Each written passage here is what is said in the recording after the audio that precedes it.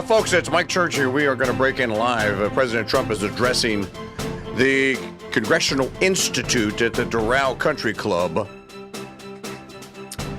I believe it's at Doral Country Club. And he is going to ask for unspecified changes and legislation. And I guess give a progress report after a whole week of being president of the United States. So I welcome all of you to our live broadcast here. I'm going to send it over now to Speaker Mike Johnson. I'll be back as we get along here with some commentary here live on the CRUSADE Radio Network. So keep it tuned right here.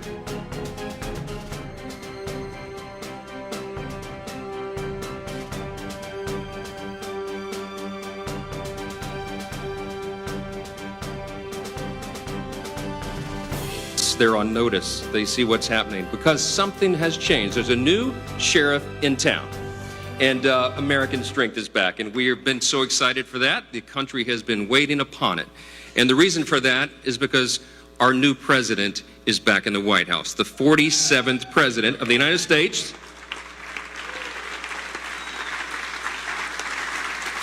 He doesn't need a long introduction, and I won't give you one, but I would just say this. The first week in office was the most momentous of any that anyone can remember, probably of any administration, and he's already accomplished more for the American people than his predecessor did in all 4 years. There's more of that to come. That's right. And as House Republicans and Republicans in the Senate and the House join together, we are going to bring forward the America First agenda. We will be a part of this new renaissance in America, the new golden age, and it begins right now. My friends, my colleagues, ladies and gentlemen, I am so excited to introduce to you tonight the 45th and the 47th President of the United States, Donald J. Trump. And Steve Scalise is there, Mike Johnson is there, and they are at the Doral Country Club in Florida, where many a golf tournament has been played over the years. Of course, Trump now owns that tournament. Just to recap some of the just incredible events of the last 24 hours, in a matter of 3 hours, the president of Colombia, Gustavo Petro, was, hey, you tell the gringo he cannot land as illegal. I'm not taking the prisoners back. You can tell him he can go to hell. Trump was actually on the golf course when he got the call that Gustavo Petro was refusing to let the plane land. And he immediately sprang into action and made the phone call, told Marco Rubio basically what to say to the Colombians and to tell them, hey, you're going to get tariffed, and it's going to start tomorrow. We're going to have an emergency tariff, and that's just where I'm starting, and that's not the whole ball of wax. So you're going to take your prisoners back, or I'm going to wreck your economy, basically. And within 3 hours, not only had Gustavo Petro relented and agreed to repatriate his own criminals, but he offered his own plane to come and pick some of them up. Thank you very much, everybody. All right, live to Doral. Here's President Trump. I want to thank you all and congratulate. Live here on the CRUSADE Radio Network. When news breaks out, we break in. Did House Republican majority on your largest popular vote. Did you know that since 1928? That's a long time, Mike, right? That's a long time. But I especially want to thank our outstanding leadership team. Speaker Mike Johnson, we all know so well. He's doing great. Majority Leader Steve Scalise, who's gone through so much, and he looks better today than he did 10 years ago. I don't know what's going on. Thank you very much, Steve. You look great. Majority Whip Tom Emmer. Tom, thank you. Great job. And House Conference Chair Lisa McClain. Lisa, thank you very much. Great job. Thanks as well to all of the incredible House members and staff for your tireless work on behalf of our country, along with Congressional Institute CEO Kelly Strickland. Thank you very much. Thank you, Kelly. Thank you very much.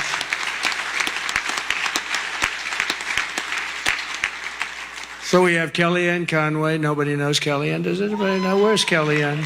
She's around. What? She's so good. She's a good person, too. She's a good person, too. And the mayor of Hialeah, I love this guy because he said, "Sir, we want to name a major boulevard after you." And he did it. Anybody that names a boulevard after me, I like them a lot.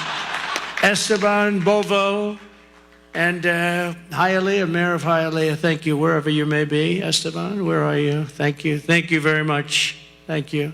Great honor, actually. A lot of people come back from Hialeah. They say, they just named a road after you. I say, that's okay.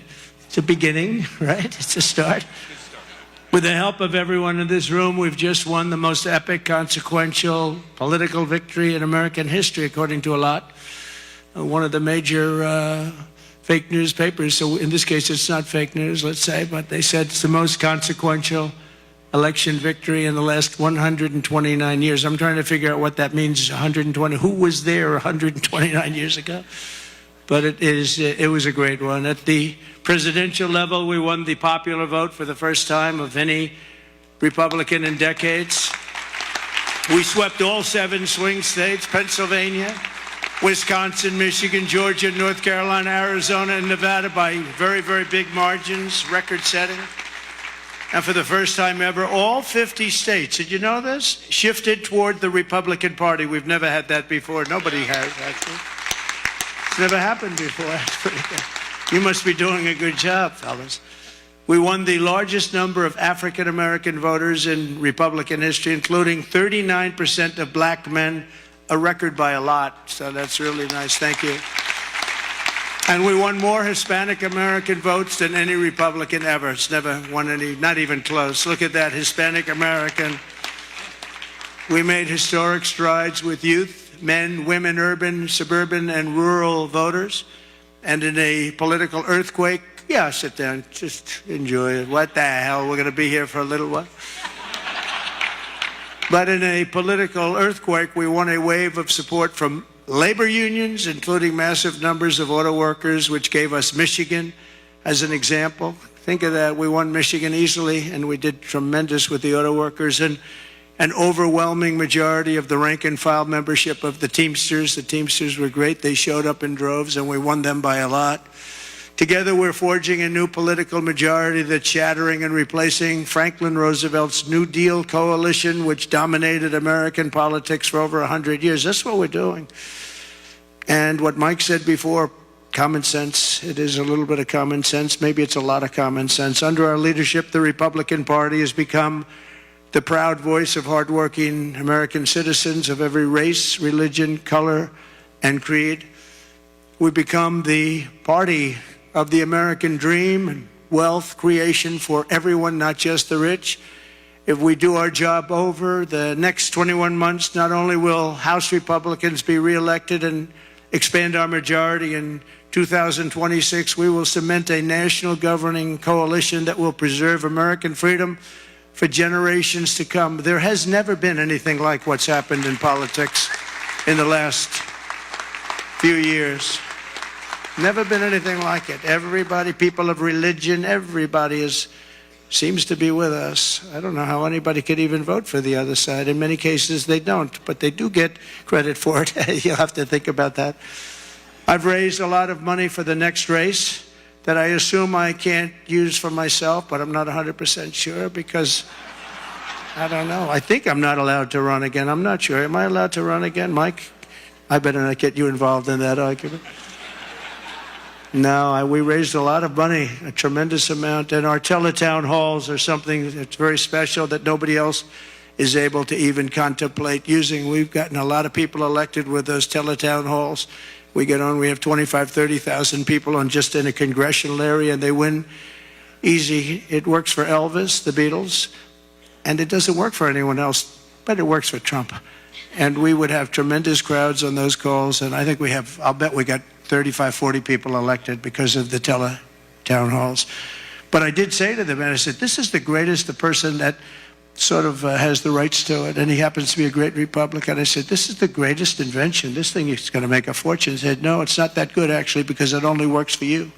He said, actually, sir, it only works for you because somebody else they're not picking up, so I'm honored to have that privilege, and I used it carefully, but we've done a lot of the teletown halls for people, and I think I don't think we've ever lost one, right? It's hard to lose one, even if you only get 5,000 or 6,000 people on a congressional race. But we've done them for states, we've done them for governors, and we've done them for senators. And we did a couple countrywide. I did a couple for myself countrywide. They're absolutely amazing. And we got the message out through that and lots of other means. We even got it out through TikTok. Has anyone ever heard of TikTok? I have a little bias toward TikTok right now, I have to tell you. So we won youth by the largest margin, no Republican. You know, we generally don't win youth. We won by 36 points. Can you imagine that? And I think TikTok had something to do. So pardon me if I'm a little bit, I became a little bit jaded toward TikTok, but we'll see what happens. We're going to have a lot of people bidding on it, and if we can save all that voice and all the jobs, and China won't be involved. You don't want China involved, but we'll see what happens. We'll see what happens. But over the past 7 days, my administration has been moving with urgency and historic speed to reverse every single disaster of the Biden administration. By the way, the guy was a disaster, okay? You know, we want to be nice, and he's probably not listening right now because it's a little late, but you know, I don't want him to listen. I don't want to say it. I feel badly. I was, you know, making the inauguration speech, and I'm saying all the bad things, and he's sitting like right here. You know, I'm saying they were a horrible administration. They didn't know what they were doing. They were grossly incompetent. I got a guy sitting right next to me. It's not that easy to do, even though he didn't understand what I was saying. He really did. And deliver on the mandate that we've been given by the American people. In a single week, I've taken over 350 executive actions. We've signed 300, and who ever heard of that one? And as I said in my inaugural address, the American decline is over. It's over. The golden age of America has officially begun, and I think that's a good thing for us to talk about, the golden age and the American dream. I think it's a good thing because people haven't been talking that way for a long period of time. On day one, I directed every member of my cabinet to marshal all powers at their disposal to defeat inflation and bring down the cost of daily life, and we're going to do that. You're going to see it starting to happen when we get going with the energy. The energy is going to, you know, brought everything up, and it's going to bring everything down. I imposed a federal hiring freeze, a federal regulation freeze, a foreign aid freeze. A foreign aid freeze, isn't that nice? We get tired of giving massive amounts of money to countries that hate us, don't we? And I created the new Department of Government Efficiency, and I think it's going to be very meaningful. I terminated the ridiculous and incredibly wasteful Green New Scam, one of the great scams in history. Actually, isn't it 12 years up? They gave us 12 years to live, right? I think that we passed it, right? We're still around. Can you believe it? You know, the person that really came up with it is a person that never even took a course on the environment, was a poor student, not a good student, didn't understand a lot, and she came up with this idea, and everybody all of a sudden started going. And then mainstream, you know, important Democrat leaders were starting, you know, they got sucked into it. And we've spent trillions of dollars on just like throwing it out the window. You could throw it out the window, you would have been better off. I withdrew from the one-sided Paris Climate Accord, and I canceled. It was so one-sided, you know. We had obligations, but Russia didn't, China didn't, other countries didn't. We paid everything. We're going to lose $1 trillion over a short period of time on that. And we had to do everything. They didn't have to do anything. It was ridiculous. And I canceled the insane and very costly electric vehicle mandate. So you can buy a car of your choice. If you like gasoline, go have it. And if you like hybrids are doing well. You can have it, or you can buy an electric car. We like electric. We like everything, but you have to have a right to buy everything. I withdrew from the World Health Organization, where we paid $500 million a year, and China paid just $39 million a year, despite a much larger population. How about that? So we're paying $500 million a year. China's paying $39 million a year. They have 1.4 billion people. We have, nobody knows what we have. So many people came across the border. Nobody has any idea. I used to say like 325, but we really don't know. But we're going to know soon. We're going to know. And I tell you, our people are doing Tom Holman and his staff are doing an incredible job getting the bad ones out. I declared a national energy emergency to unlock the liquid gold that's right under our feet, because we will drill, baby, drill. We're going to drill, baby, drill. It's going to bring down prices, and your energy costs are going to go way down, and that'll happen, I think, relatively quickly. I'm going to give fast environmental approval for anybody building a plant for electric generation, and anybody that invests more than $1 billion will get super rapid approval. Not that they have to wait for 9 years, 14 years, like I approved LNG plants in Louisiana. They were waiting for so many years. It wasn't Louisiana's fault. It was some people, they just wouldn't get them done. You've got a snail here, a tiny tree here, and I got it done in a matter of a few days. I actually got it done. It took them 14 years. I got it done in about 3 days. The people, as we called them, I'll never forget, I called them and I said, congratulations, you got your permit. What? They were so shell-shocked. They didn't know what the hell was happening. They're going to spend, and they spent about $16 billion on each plant, and they've been roaring since then. But we got them done in a matter of a few days. Over the past week, we've begun the largest deregulation campaign in history, far exceeding even the record-setting efforts in my first name. That was record-setting deregulation, and that was just as big as tax cuts as far as business and jobs were concerned, I'll tell you. I actually asked, it's interesting because I actually asked some of the biggest businessmen in the country, I said, let me ask you, have you had the choice between the big tax cuts? We cut it from 40% to 21%. We're going to cut it further, but we cut it down to 20. Everybody said that would be impossible. The people on the stage helped us with that one a lot. But I said, if you had your choice of that or the big deregulation cuts, what would you take? These are the guys that run the big companies, the big oil companies, the big companies of every kind. I said, would you take the big tax cut or the big cut in regulations? And I've never had anybody said they'll take the tax cut. They took the regulation cut. I'll bet I asked that question 100 times to 100 of the biggest people. They always said, sir, we'll take the regulation cut. You opened us up. You let us create all these jobs that we've all seen happen. So it was even bigger than the big tax cut. I also signed an order to end the weaponization of our government against the American people and investigate all abuses of power. And I stopped government censorship once and for all, and we brought back free speech to America. That's what happened. We're going to bring it back. Because we didn't have free speech. We didn't have free speech. I mean, I was investigated more than any human being in history. Alphonse Capone was a baby. Now, this was a serious killer, Scarface. You've all heard of Scarface.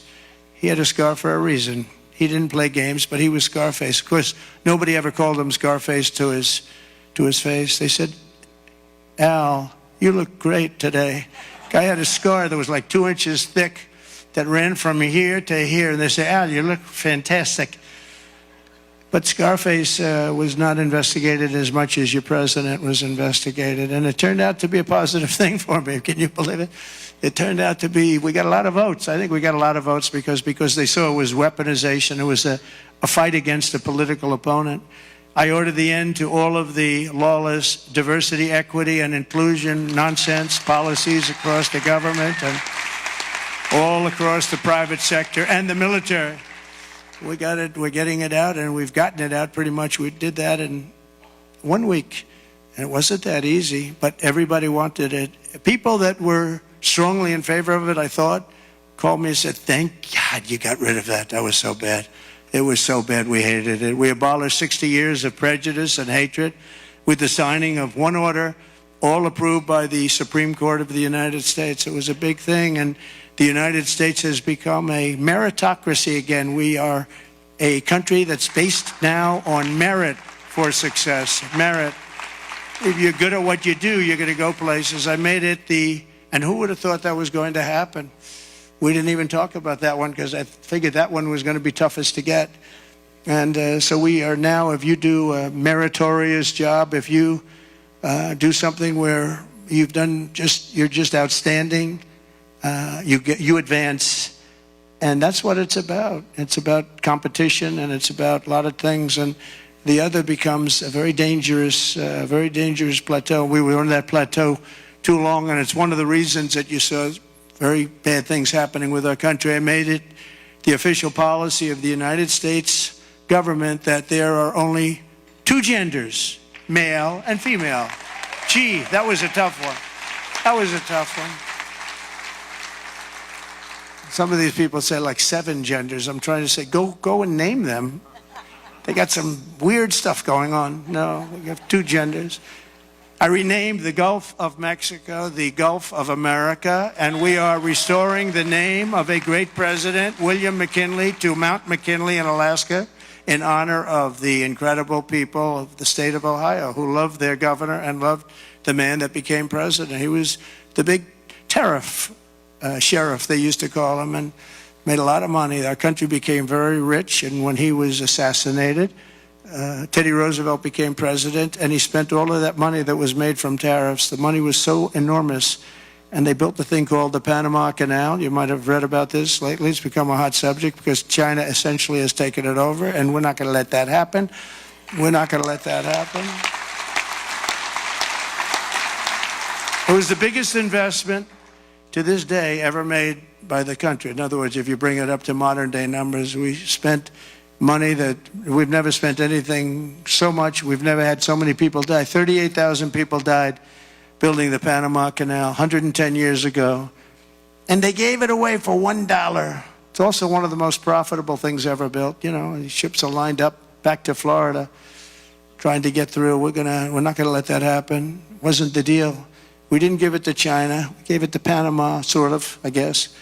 But they haven't behaved properly. Perhaps most importantly, I declared a national emergency to stop the invasion of our southern border. We're going to stop that invasion. We've already done it.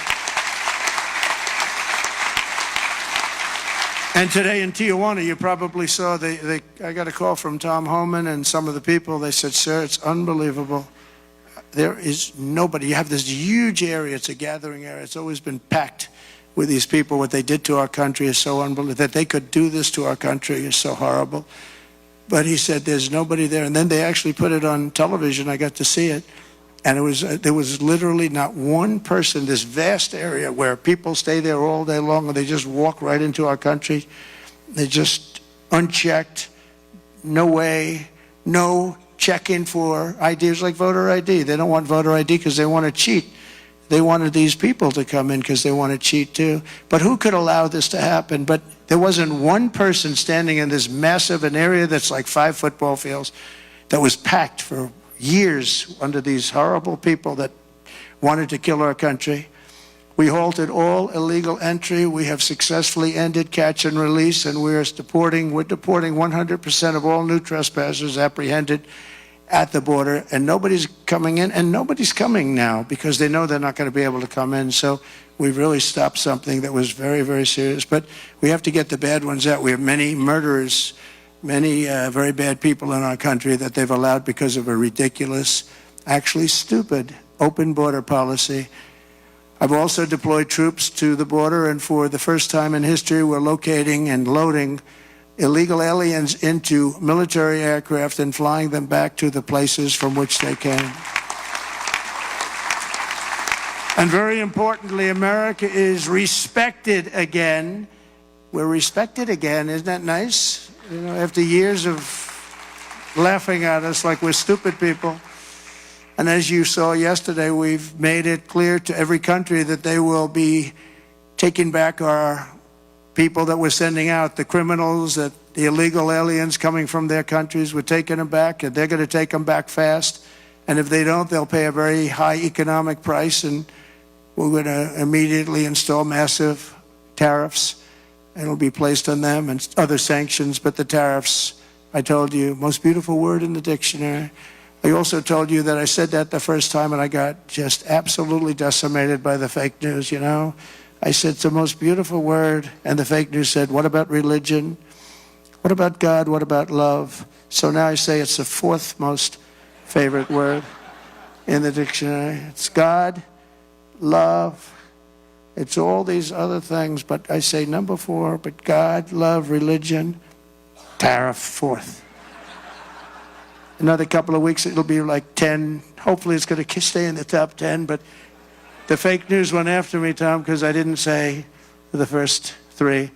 And now that I say it, immediately say it. I'm sure they're going to find some others.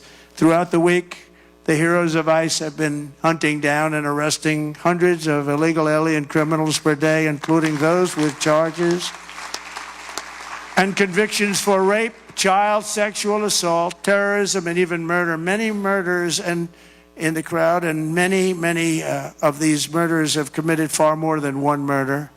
This is not going to work out, and we're going to get them the hell out of here. And members of the savage Venezuelan prison gang known as Tren de Agua and MS-13, including 50 violent individuals who were rounded up in Aurora, Colorado, which the Venezuelan gang took over. The governor, who's a radical left governor, was petrified. He didn't know what to do.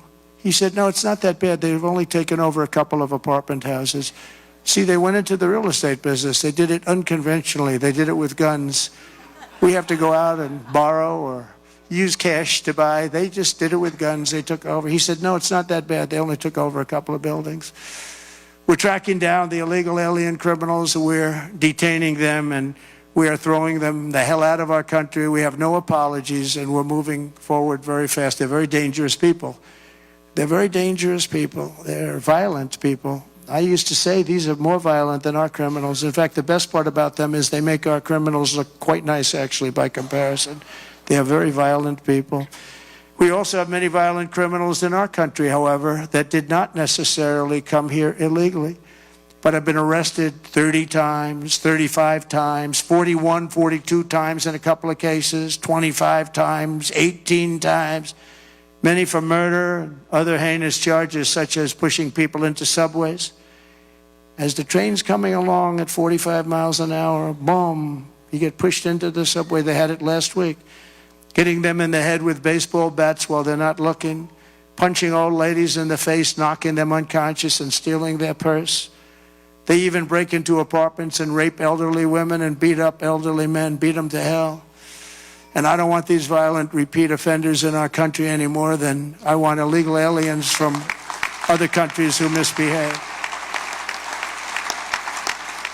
And I say, and this is subject to getting it approved, but if they've been arrested many, many times, they're repeat offenders by many numbers, I want them out of our country. I also will be seeking permission to do so. We're going to get approval, hopefully, to get them the hell out of our country along with others. Let them be brought to a foreign land and maintained by others for a very small fee, as opposed to be maintained in our jails for massive amounts of money, including the private prison companies that charge us a fortune.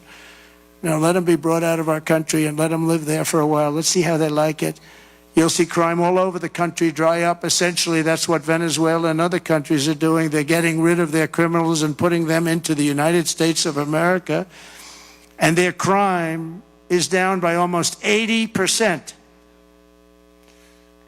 We're going to restore law and order in America, and we want to bring back the death penalty for these horrible people that kill people.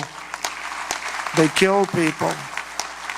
It's always a tough thing to say because I don't like it. Nobody likes it. But if you don't do it, we're just looking for trouble. I spent a lot of time with President Xi, and I'll never forget in my first meeting, I said, do you have a drug problem? No, we have no drug problem. Why is that? A quick trial. What is quick trial? Quick trial is that we try the person that sells the drugs immediately, and at the end of the day, we execute that person if that person is guilty. We have no drug problem whatsoever, and that's the most severe case. But wherever you have no drug problem, you have the death penalty. So, and drugs causes a lot of the crime. A lot of the crime in our country is caused by drugs. It's a terrible situation. Comes through the southern border. Most of it is fentanyl coming in from China. And you know, it's very interesting. China, when I was with President Xi, I had a deal worked out with him that they were going to give their maximum punishment, which is the death penalty, to anybody making fentanyl and sending it into the United States. Then we had a very unusual result in an election. We had a rigged election. We had a very unusual result, and that went nowhere. It was all set to be, he would have absolutely done it. He was ready. We shook hands on it, and then Biden, of course, didn't follow it up. He didn't follow anything up. But if that would have happened, you would have had a lot less fentanyl deaths, I can tell you. You would have had very little fentanyl coming into the southern border. Last week, I also signed an order that will designate the cartels as foreign terrorist organizations. That's a very big designation.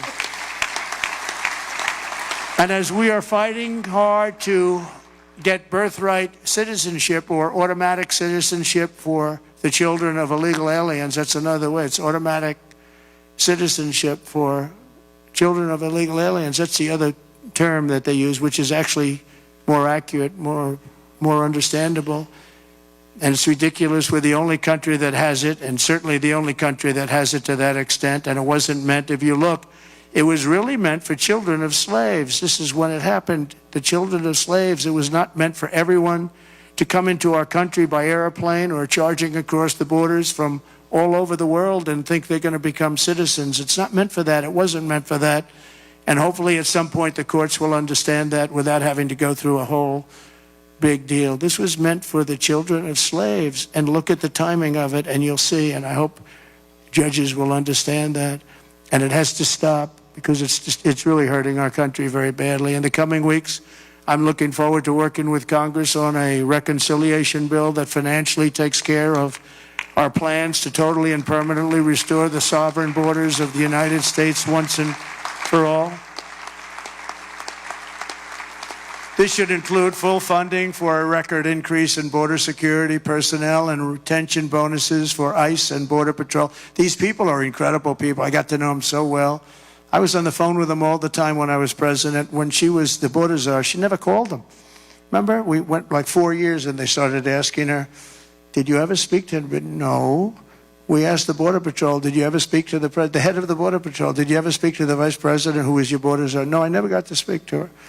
This was a terrible thing that was going on. This was a con job. We also need a massive increase in the number of detention beds and funding for all border security infrastructure and barriers, including the completion of the border wall. We did 500 miles of wall, and that's one of the reasons we had the lowest number. You remember the famous chart that I looked to my right, bring down the chart, and I looked to my right, something went right by but that chart, I don't know if they have it now, frankly, I didn't tell them to bring it, but they're very competent people, they might. If you have the chart, put it up. If you don't, that's okay too. But that chart showed that we had the lowest number of illegals coming into our country in history. And I love the chart. Even if it didn't show that, I would have loved that chart, because that chart, I wouldn't be here right now without that particular chart. But it was pretty amazing. It was really amazing. And we did a great job. We had the lowest, the week I left office, we had the lowest number of illegal immigrants coming into our country that we ever had. Simultaneously, we must make a record investment in interior enforcement, including deportation flights and aircraft, as well as funding for our new task force to eradicate the presence of foreign gangs. We have some of the worst foreign gangs. It's not even believable. And criminal networks that have brought devastating crime to American soil. We're getting them all out. We're getting them all out. I won on that, you know. It's like some people explain it very well. They say, gee whiz, you know, they look at the people. As you know, in Colombia, they agreed with us almost immediately after I got involved. And Marco Rubio and I worked together. He did a great job. And we really did. And Mike Waltz, we have a great group of people. But we were being scolded because we had them in shackles in an airplane. And he said, this is no way to treat people. Now, you understand, these are murderers, drug lords, gang members, just the toughest people you've ever met or seen. How would you like to be the pilot of a plane? You got 2 pilots up there, and you got 300 people sitting in a plane. Every one of them either a murderer, a drug lord, a kingpin of some kind, the head of the mob, or a gang member. And you're flying that plane. It's not going to end well. Do you ever see the movie Con Air? That's what, yeah. Except here's the difference. The people in Con Air were actors. They weren't nearly as tough as these guys. I would say that plane would be gone before it ever left. Those pilots would be gone before it ever left. So they don't want us to shackle them. I don't want to be in that plane. I want to thank every Republican House member for voting to pass the Lake and Riley Act, the first enforcement only bill that's been passed in 3 decades. I met the parents of Laken, and they were incredible people. They were just so devastated. I mean, can't even explain to you. you can't say somebody's life is over, but essentially their life is so different, and it can never be the same. She was beautiful. She was great person. But to have a bill of such importance named after her is a great tribute. But what these parents, and you have so many of them, where they've lost a loved one to crime, but to this new form of crime, criminal, illegal aliens, it's massive. The numbers are massive, and you add that to the crime we already had. This shows the potential for additional enforcement bills that will help us crack down on criminal aliens and totally restore the rule of law in our country. I'm also eager to get to work with Congress on the largest package of tax cuts and reforms in American history. We got to get that done. And we don't want to get hung up on the budget process. We just want, whether it's one bill, two bills, I don't care. Let these guys, they're going to work it out. They're going to work it out one way or the other. But the bottom line, the end result is going to be the same. We want to have all of those benefits. And we want to keep people's taxes low and actually make them lower. And that's not just rich people. That's everybody. It's, frankly, proportionately the lower scale, much more so than a higher scale. Not only must we permanently extend the Trump tax cuts, if we don't, you're going to have about a 60% tax increase. But I also intend to keep my promises, starting with no tax on tips, no tax on Social Security, and no tax on overtime. We're working very hard to get them done, and we are. I went to Nevada just this last couple of days. Started off in North Carolina because I didn't want to forget the people of North Carolina were treated so badly by FEMA. And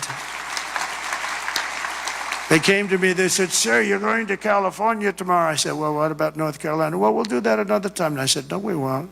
I'm stopping in North Carolina first." And we stopped there. We met great people. Franklin Graham has done a fantastic job. He's done a great job, but others also. And I met people that were devastated. The Democrat Party with FEMA, their FEMA did absolutely nothing. And we have that worked out. Your congressmen are helping very much there. Your three Congress people are working very hard on that whole thing, along with Michael Whatley. And Laura wants to be involved too. Laura Trump, she's doing great jobs. She's done a great. Michael and Laura have been unbelievable as the head of the RNC. They've been unbelievable. Unbelievable. You know why I picked Michael? I said, who ran North Carolina? Tell me. Because in the 2016 election, we did so well. And then in 2020, we did great in North Carolina. But others, we watched, wah, ping, wah, ping. What the hell's going on? But with North Carolina, when he had 601 lawyers working for him, and they didn't play games in North Carolina, I said, that's the guy I want to run it. And Michael Whatley has done an unbelievable job, and he worked with Laura so well. She comes from that state, from North Carolina. They've done such an incredible job. So thank you very much. I want to just thank you in front of leadership. Incredible. And I really don't want to give him another job, to be honest. That's the most important job. He said, "Sir, I'll go anywhere." I said, "I don't want you to go anywhere. I want you to stay where you are. We'll give you plenty of money to get the job done, right? But we don't want to lose it." I mean, he could do anything actually, but he's a very talented person. There's nothing more important because we have to win in 2 years or we have to win in 4 years. There's nobody better to head it up. So thank you very much, Michael, and really stand up. We're just an incredible job. Really amazing. I wanted to save that for leadership, because I say it all the time. People don't know what the hell I'm talking about, but leadership knows what I'm talking about, and it's really incredible. The two of you as a team are unbelievable. Our administration will also be working to implement the Make It in America plan that I outlined very successfully in my campaign. I think my campaign, I really focused on the border more than anything else. A lot of people said the biggest thing was inflation and the economy, and then maybe the border was third. I always felt the border was first, because I felt that people could really understand that you can't have people pouring in from the prisons all over the world and from mental institutions all over the world and dumped into our country. So I talked about that much more so than I did inflation. I mean, inflation was terrible. It was the worst. I think it was the worst in the history of our country. But you can only talk about it so long. You know, the price of apples doubled, the price of bacon is quadrupled, everything is a disaster. And you say it, and then what do you do? With this, I could give examples of what they're doing to destroy our country, and I felt it was the strongest thing. You know, it's funny, in 2016, I won on the border. In 2020, we did so well, I couldn't talk about the border. My people would say, sir, don't bring up the border. Nobody wants to hear it. I said, no, I did a great job. It was a horrible border in 2016, but that border was beautiful compared to what we have now. So I didn't talk about it, and we did great. I mean, look, I got millions of more votes in 2020 than I got in 2016. Nobody ever got the most votes of any Republican in history in 2020. But this time I said, let's make it too big to rig. We're going to make it too big to rig, and that's what happened, and they couldn't. They tried, these cheating guys, these cheating people, but they tried, but they gave up. I brought taxes down from 40% to 21%, which everybody said was impossible, and I did it with these people up here and a lot of the people there. A great congressman. I want to name every one of them, but I'd be naming them all night. I'm looking at them. Look at all these people. They're great.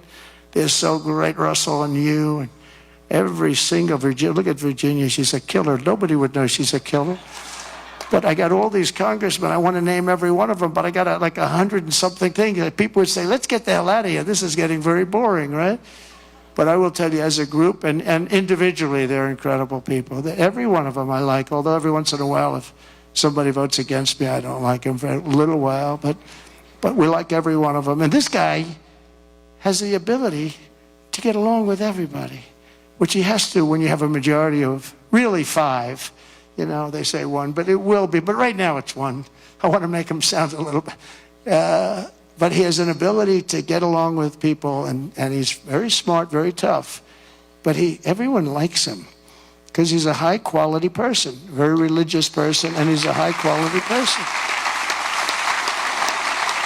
You know, we have other guys here, and I know that everybody likes them, but they're like, one of them in particular, I love this guy so much. I won't name him because I don't want to embarrass him, but I don't know if he'd be happy or not happy, but he's very, very strong, very, very popular, but he has 36 people that won't vote for him.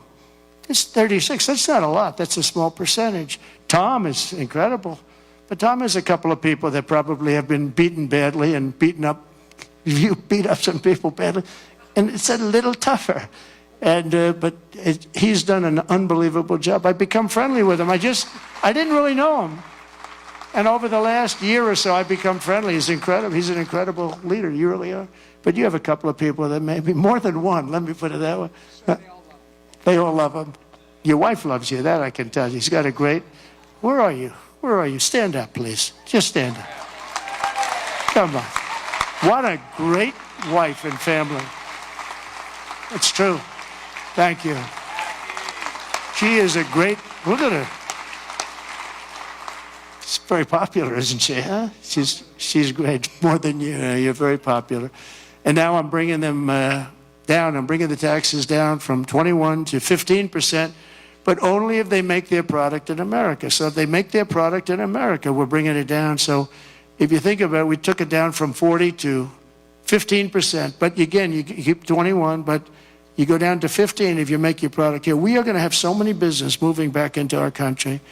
And remember, again, the word tariff. We're going to protect our people and our businesses, and we're going to protect our country with tariffs. And you got a little indication of that yesterday with what happened with a very strong country. Colombia is traditionally a very, very strong-willed country. If they don't make their product in America, then very simply they should have to pay a tariff, which will bring in trillions of dollars into our treasury from countries that never paid us 10 cents. We're not going to let that happen. We're not going to let them destroy our country. In the words of President McKinley, who is the tariff king, the protective system invokes the highest law of nature, that a self-preservation, and that is self-preservation. There is every reason founded in justice why the American producer should in every way be favored against a foreign producer whose products compete with his. This is our natural market. We have made it. We have made it an enormous cost, capital, and exertion. And think of this. And we did that through exertion and brain and muscle and guts and stamina. We preserved it against foreign wars and domestic conflicts at great sacrifice of men and women. The foreign producer has contributed nothing to the growth or development of this country. So if you want to share with the citizens of the United States our home market, then you must pay for the privilege of doing it. In other words, you have to pay for the privilege of coming into our country, taking our jobs, taking our product, destroying our countries. We mentioned North Carolina, the furniture business, what they've done to these great artisans. I used to go down to North Carolina all the time to buy furniture for hotels that I was building, and they had the most incredible artisans.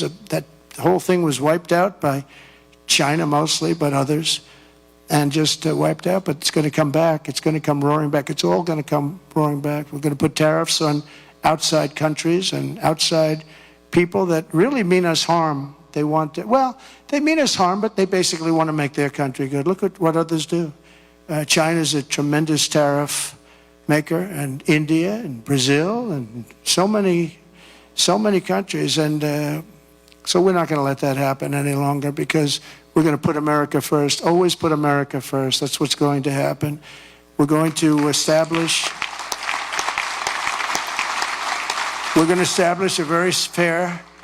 a very fair system where money is going to come into our coffers, and America is going to be very rich again, and it's going to happen very quickly. It's time for the United States to return to the system that made us richer and more powerful than ever before. You know, the United States in 1870 to 1913, all tariffs, and that was the richest period in the history of the United States, relatively speaking. In other words, relatively. And they set up the Great Tariff Commission of 1887, and this commission had one function: what to do with all the money that we took in. It was so enormous that they had no idea. It was a blue ribbon committee. It was set up 1887, and what to do with all of the money that we had. And again, Teddy Roosevelt was a beneficiary, because when McKinley was killed, he took over this vast sum of money, and he did all of those national parks and all of the other things. And I'm not knocking him, but he was given a vast amount of money, and that was all made through tariffs. We had no income tax. The income tax came in 1913. As I said in my speech last week, instead of taxing our citizens to enrich foreign nations, we should be tariffing and taxing foreign nations to enrich our citizens. Does that make sense, right? Under the American First economic model, as tariffs on other countries go up, taxes on American workers and businesses will come down, and massive numbers of jobs and factories will come home. The job creation will be enormous. In particular, if you look at the automobile sector, I mean, we're just being wiped out. You just take a look at what's happened to that over the years. And the auto workers voted for me. I have an obligation to do what's right, and I'm going to do that. Do you know, in Mexico, they were going to build the largest auto plant anywhere in the world, and it was during the campaign, my most recent campaign, and a very great gentleman, all he does is he builds auto plants. He was building this factory, and I said, how's it going? I said, I want to go around and take a look at one of your factories that you're building, one of the big ones, one of the good ones. I said, okay, are you ready? When are you going to do this? Is 9 months ago. He said, you'll have to go to Mexico. I said, what about the United States? He said, we're putting up a couple, but they're small. He's the biggest guy at doing this. He said, in Mexico, they're building massive automobile factories. I said, you mean they're doing it? And who's the owner of the factories? He said, mostly China. One in particular is massive, and it's built fairly close to the border. So they were going to build cars and send them into the United States for no tax or very little tax, and destroy Detroit, just destroy the rest of it, what's left of it. Because Mexico's taken 32% of our business over 30 years. And the other one is Canada. Canada's taken massive amounts of, they send us millions of cars. We don't need them for that. We want to have the cars made in Detroit or South Carolina or many other locations, whether it's union or not union. But I said to him, so when is this plant going to open? He said, well, we're going to start it in a couple of months, and it'll be open in about a year and a half. It's the largest plant in the world. I said, I'm not happy with that. And I said in my next speech that I am going to charge them, if it takes 100% or 200%, no car is coming in from Mexico into the United States without a massive tariff. And I said it 3 or 4 times. And what happened is about 2 months later, I see that same gentleman who was in the audience, and I said, I want to see him backstage after I'm finished with the speech. And I met him backstage. I said, John, let me ask you, what happened with that plant? Where is it now? He said, sir, China's canceled it. Why? Because they think you're going to be elected, and they thought you were going to charge big tariffs on the cars coming in, and it doesn't work if you're going to charge. So they canceled the plant, and Detroit now will breathe, and we're going to do just the opposite. We're going to have these companies come in, and they can build that plant if they want, but they have to build it across the line. They have to build it in the United States. Amazing. Amazing. We did so many things, and we weren't even elected yet. That would have been a disaster. If that plant were built, it would have been a disaster. That would have wiped out. That was bigger than most of the factories put together, the auto plants put together. In particular, in the very near future, we're going to be placing tariffs on foreign production of computer chips, semiconductors, and pharmaceuticals to return production of these essential goods to the United States of America. They left us and they went to Taiwan, which is about 98% of the chip business, by the way. And we want them to come back. And we don't want to give them billions of dollars like this ridiculous program that Biden has. Give everybody billions of dollars. They already have billions of dollars. They've got nothing but money, Joe. They didn't need money. They needed an incentive. And the incentive is going to be they're not going to want to pay a 25, 50, or even 100% tax. They're going to build their factory with their own money. We don't have to give them money. They're going to come in because it's good for them to come in. They're giving them money. They don't even know what they're going to do with it. I had people tell me, we have no idea. We didn't need money.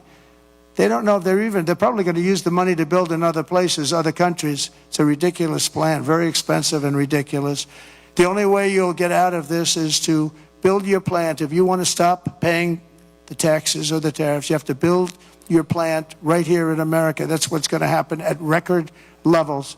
We're going to have more plants built in the next short period of time than anybody ever envisioned before, because the incentive is going to be there, because they have no tariff whatsoever. In fact, they have help from us if they build their plant in America. And we're going to look at pharmaceuticals, drugs.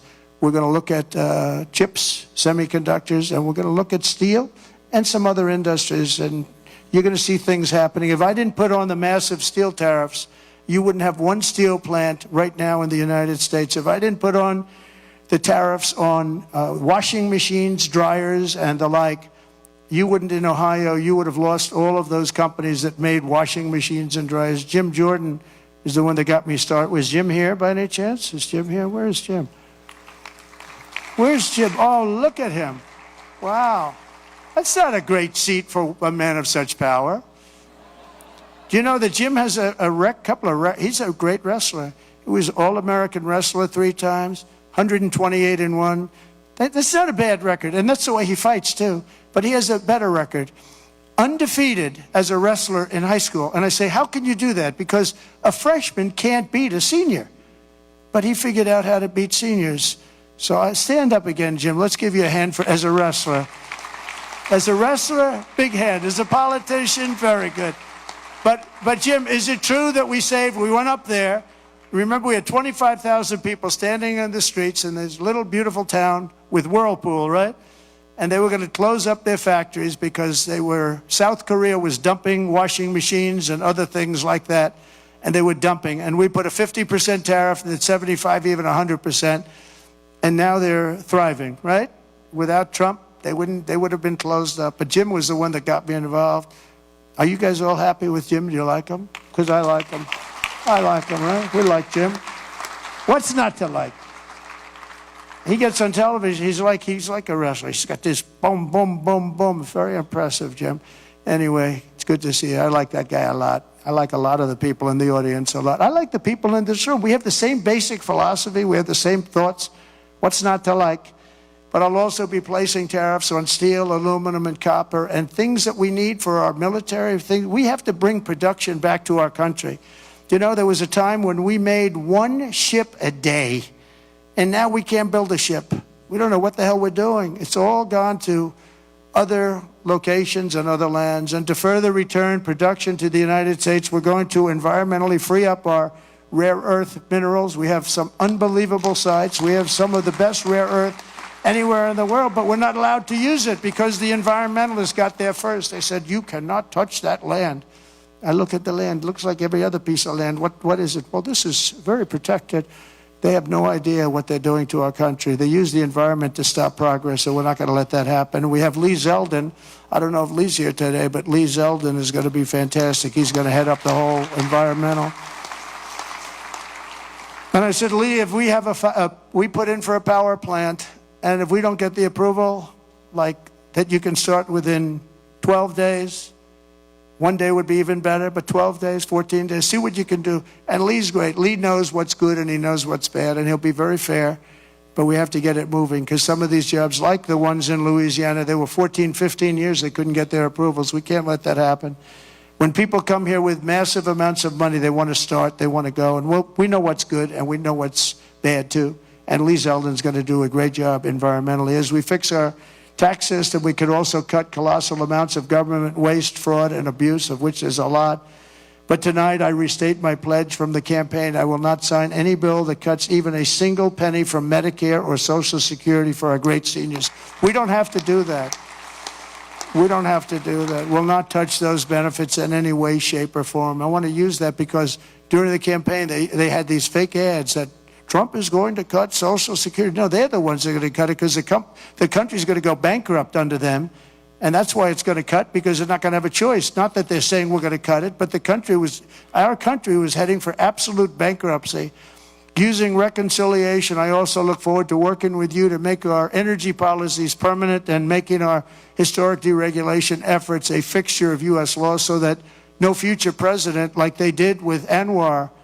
I got Anwar approved. Nobody could do it, including Ronald Reagan in Alaska. It's the largest site, potentially the largest site in the world, larger than Saudi Arabia.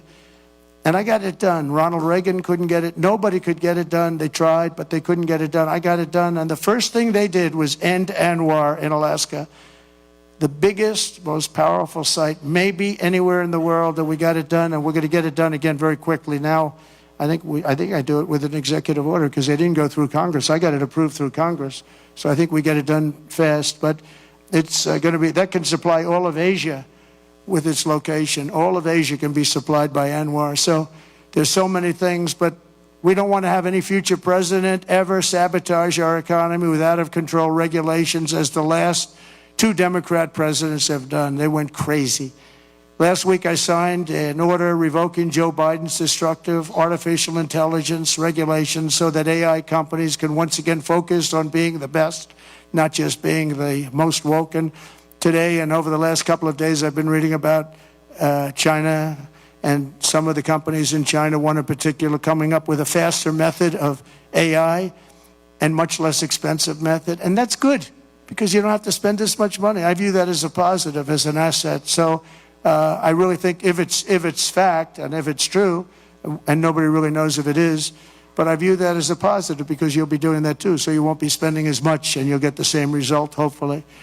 The release of DeepSeek AI from a Chinese company should be a wake-up call for our industries, that we need to be laser focused on competing to win, because we have the greatest scientists in the world. Even Chinese leadership told me that. They said, you have the most brilliant scientists in the world in Seattle and various places. But Silicon Valley, they said, there's nobody like those people. This is very unusual when you hear a DeepSeek, when you hear somebody come up with something. We always have the ideas. We're always first. So I would say that's a positive. That could be very much a positive development. So instead of spending billions and billions, you'll spend less, and you'll come up with, hopefully, the same solution. Under the Trump administration, we're going to unleash our tech companies, and we're going to dominate the future like never before. And finally, we need to work together on a defense bill that once again fully rebuilds our military for our great warriors. We have to have a strong,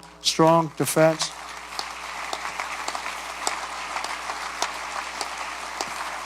And in a little while, I'll be signing 4 new executive orders. First is that I'm directing our new Secretary of Defense, Pete Hegseth, who's going to be great, by the way.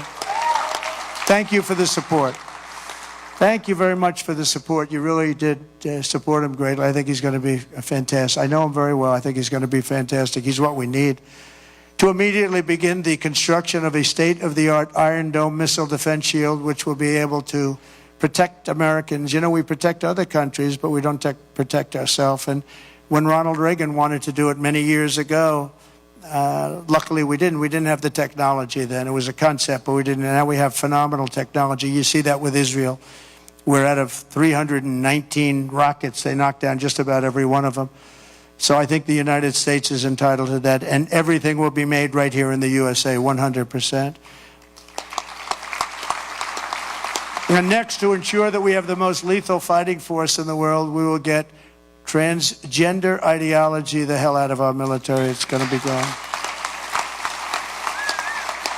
In addition, we will stop our service members from being indoctrinated with radical left ideologies such as critical race theory. We're going to stop it. It's already been stopped. It's already been halted, totally halted. And finally, we will offer full reinstatement to any service member who was expelled from the armed forces due to the COVID vaccine mandate. And we will restore them to their former rank with full pay.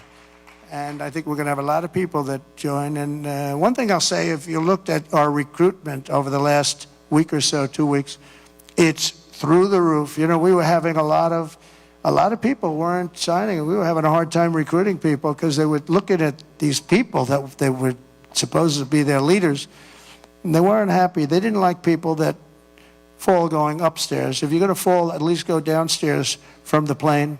That triple fall. I used that thing in more ads.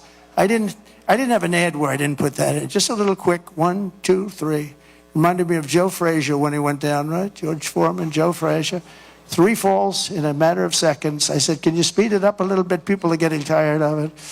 But no, we have now the best recruitment we've seen in a long time. There's a tremendous number of people wanting to sign up. January 20th, 2025 was a turning point in American history.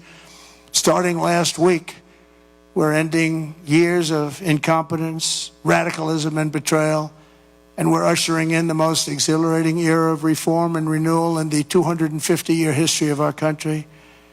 And just in conclusion, I just want to say that this has been a very exciting and will be a very exciting new chapter. There's nothing we cannot achieve as long as the Republican Party remains united. I hope you can remain united.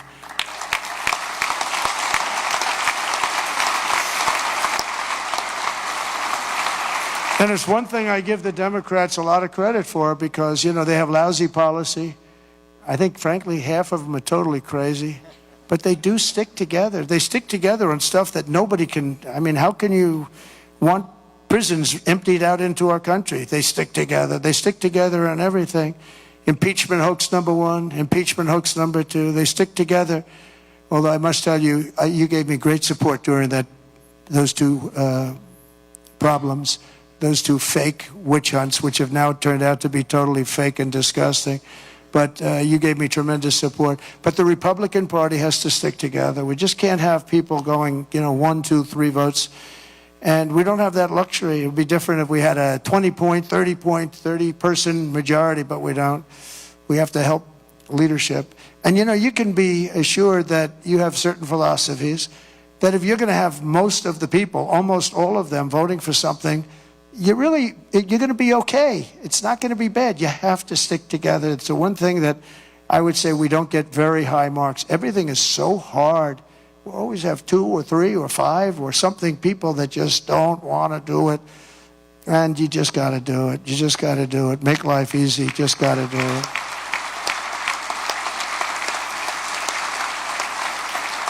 So right now we have a very special period because we have the House, we have the Senate, and we have the White House, and we're a team, and we're a really good team. And I appreciate so many times, and like even with Mike, I called 3 or 4 people, and they said, "Okay, sir, I'll do it. I'm going to vote. I'm going to vote positively," and they're very happy they did now. But when I called, we've gotten such a great response. We just had that happen with Pete Hegseth, and we have it happening with others. But we really appreciate it with the House. The House has been, it's a very difficult situation when you have that small a majority. But in a certain way, it brings you together. It actually can unify more than anybody would ever know.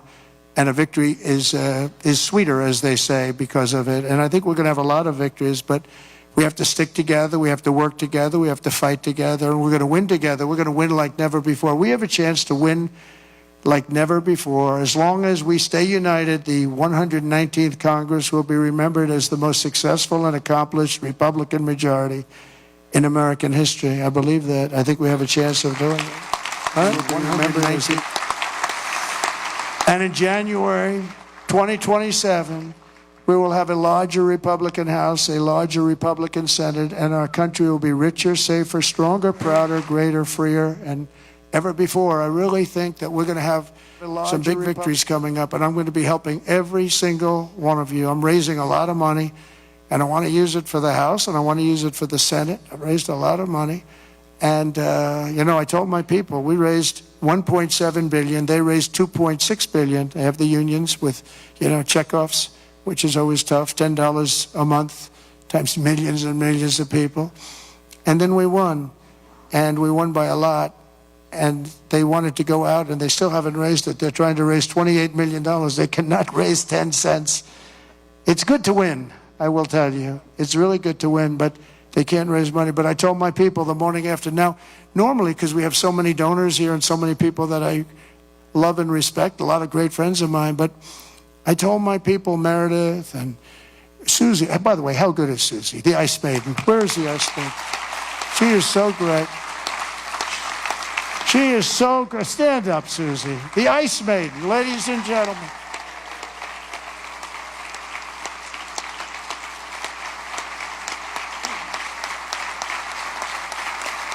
Wow, look at that. Most powerful woman in the world, they say. Most powerful woman in the world. She's made of ice.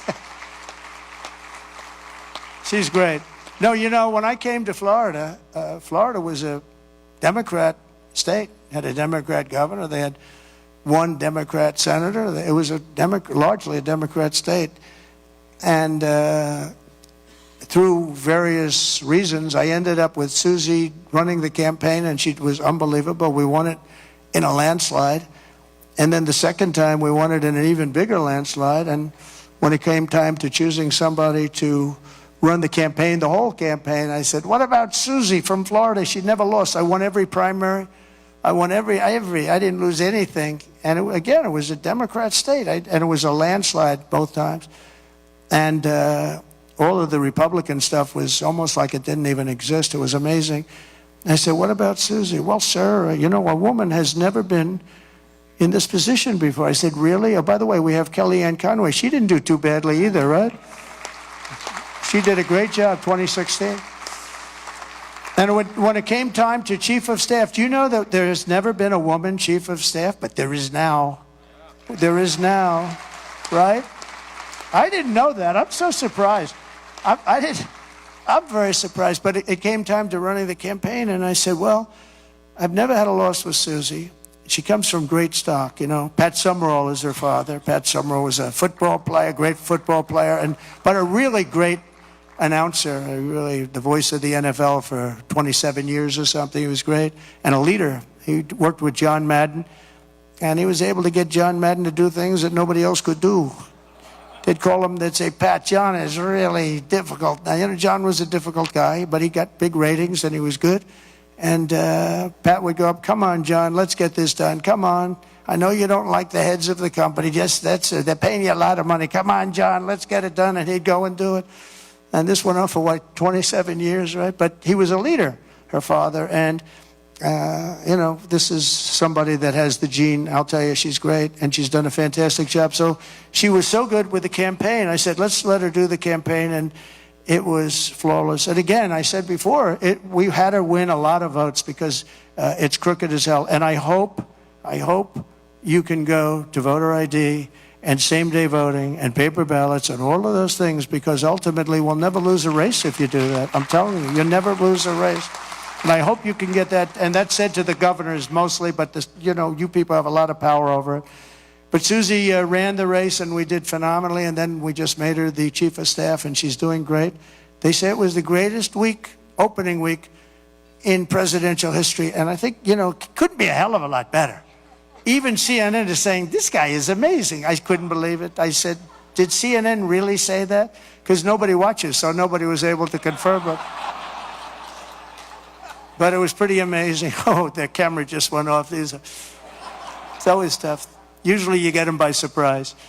But I just want to thank everybody. We're going to make this tremendously successful. We're going to have, I believe, we're going to have one of the greatest 4 years in the history of our country. We're going to turn it around quickly, and then we're going to go on and we're going to progress like nobody ever thought possible. And I want to thank these great 4 people because they really are leaders and they're phenomenal people. And I want to thank all of my friends in the audience, many of whom are congressmen and congresswomen and people that have just tremendous talent. Every single one of you, I know every one of you, and you have tremendous talent. And if we stick and if we fight together, there's nobody can stop us. We're going to have, because they have bad policy. Their policy is so bad. Nobody could win with this policy. Nobody. And we have the best policy. And again, as they say, and we say, and I've been saying for a long time, we're the party of common sense. And we're the party that's going to have the best 4 years ever. Thank you very much. Appreciate it. Thank you very much.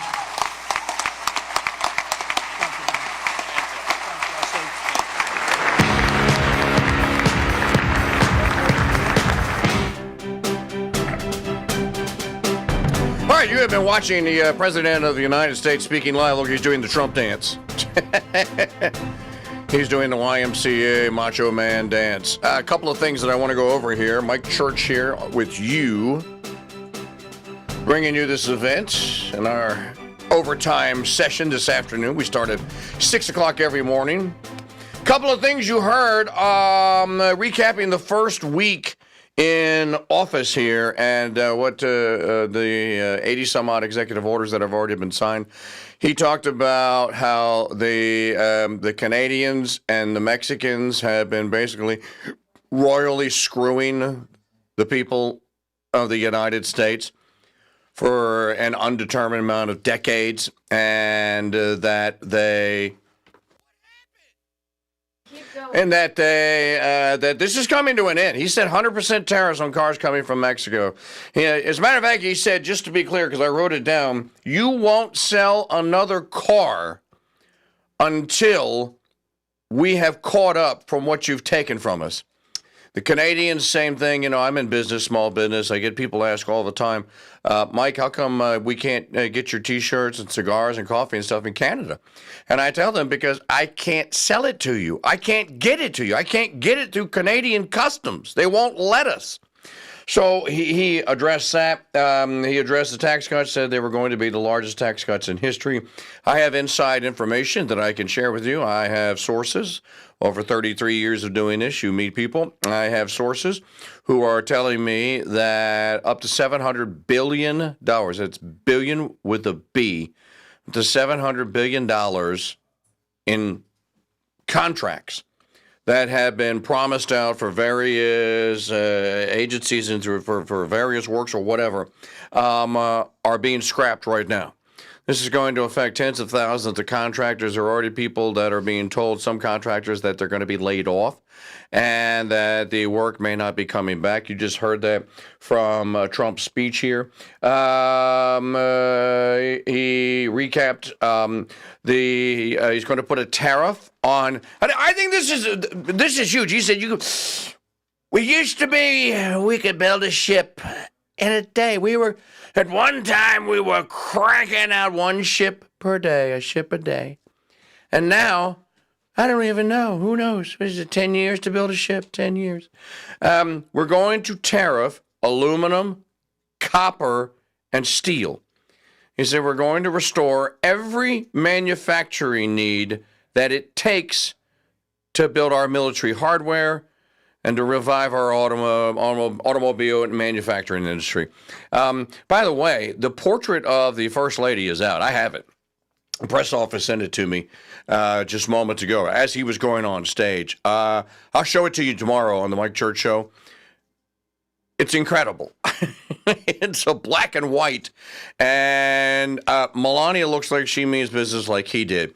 All in all, this was a pep talk, a pep rally. You heard President Trump say this Congress, 119th Congress, is going to be the most accomplished, greatest Congress in the history of Congresses if we stick together. He also said, give us a voter ID, same-day ballot voting. Do what I'm asking you to do, what the plan is, and we can remain in control, and we'll expand our majorities everywhere in the United States. Folks, I think and here's the big. I can't wait to play this on the radio show tomorrow. He said, we're undoing over 100 years of Franklin Roosevelt, the New Deal. We're undoing it. We're going to undo it one piece at a time. It's going to be gone. We're going to get rid of it. There's nothing that's ever been done like this since the New Deal, and we're going to do it. Do you know how many conservatives used to call for that, for the end of the New Deal or for the repeal of the New Deal to get rid of it? Newt Gingrich made all of his fame and all of his fortune by calling for that. So in any event, a very lively end of 1 week. Can you believe it? 1 week. Executive orders, if you don't know, repealing Mexico City policy, restoring the Hyde Amendment, came out Friday. There, of course, was the 3-hour trade war with the Colombians, who relented almost immediately. I think this will send some reverberations across the world. The Trump administration means business, and we mean to cover all of it as we can here on the Crusade Radio Network. So I want to thank you all for joining us. I'm not going to keep you. It's dinner time out there on the East Coast and on the Central Time Zone. So enjoy your dinner. We will see you tomorrow morning live here. Remember, when news breaks out, we break in. No one is doing live coverage, POTUS 47, like we are doing here on the Crusade Radio Network. Thanks for watching. You can always join us. Click that bell button, tap that bell down there to receive notifications, subscribe to our channel, and for extra double secret probation credit, you could make a donation. Thanks to Drew McTeague. Drew, thank you very much in the YouTube chat for making that donation during Trump speak. During his talk. Thank you, Drew. Appreciate that. Folks, we will see you tomorrow morning. Thanks for listening. And by the way, announcing today that we have returned to Facebook. We had left in 2020 after just being banned almost every day for anti-masking and vax and Corona Doom content. I finally just shut the whole page down because you couldn't post anything. We have returned today live. The show will return live tomorrow morning, 6 a.m. on Facebook, Central Standard Time. Look for the Crusade Radio Network or find me, Frederick Michael Church. You'll find me on Facebook. For all of you watching out there, thanks for watching. Thanks for joining us. Thanks for being part of the Crusader Nation and the Mike Church Show. We'll see you tomorrow. God bless you and Mary keep you.